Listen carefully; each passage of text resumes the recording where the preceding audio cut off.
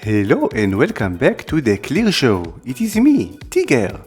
Today we are going to conclude our DataOps arc using our do-it-yourself feature store, but now we are going to do it automatically using the ClearML pipelines, which are a little bit different from regular pipelines because they have what I call R&D mode. In R&D mode, instead of using fixed IDs, you give the step names. Let's look at how it is an example. From ClearML, you import a pipeline controller, you give it a default execution queue. Here I'm using my office desktops because it's not a very large workload. And then you can programmatically build the pipelines, and instead of giving IDs, you give the names of the experiments you already ran and use them as templates.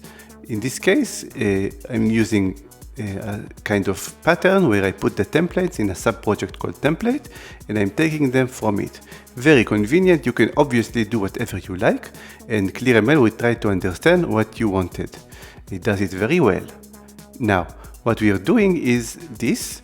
We are putting DataOps inside MLOps and enabling orchestration. Exactly what we're doing is we're taking a dataset, we are building a feature set on top of it, and then we're going to use this feature set in a code run that simulates training. You've seen this in the previous episodes. But instead of doing it manually, we will write a pipeline for this. Now, let's go to work. Here is the Jupyter Notebook.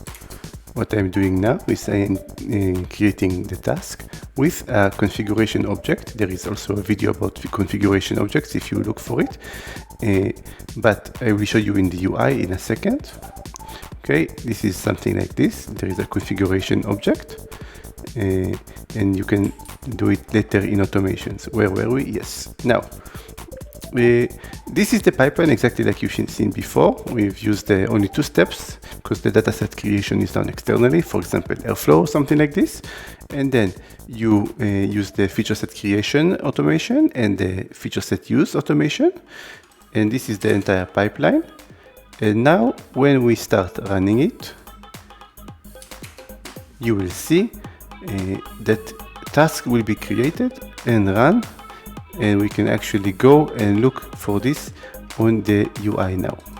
And in the plots, see this is the pipeline, only two steps, create and use. And this is the task that we use. You can go and visit the base task that was used as template. Now it's queued and this one is pending. Probably if we go look for it. And now from the magic of editing, we can go visit the task. It is now already running. See, process completed. Waiting to finish uploads and finished uploading. This is today's state, right? It did the same thing it did before, create the feature set. And now we can go and see there is another task running. See, it's this one, same name without the tag that I put. It's running today.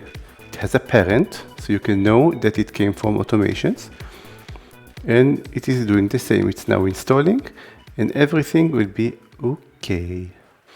And as you see, we are now done. We can go back to the pipeline. We can see that it is now going to be updated with completed here. But I'm not going to wait because your time is more expensive. Well, that's it for this story arc. I hope you enjoyed the show. Next week, there's going to be a different story. I hope you will enjoy that too. I've been T.Guerre, the senior tiger for ClearML, and if you want to keep in touch, use the email for Ariel. And by the way, this entire story arc will be presented in webinar soon, so please check us out.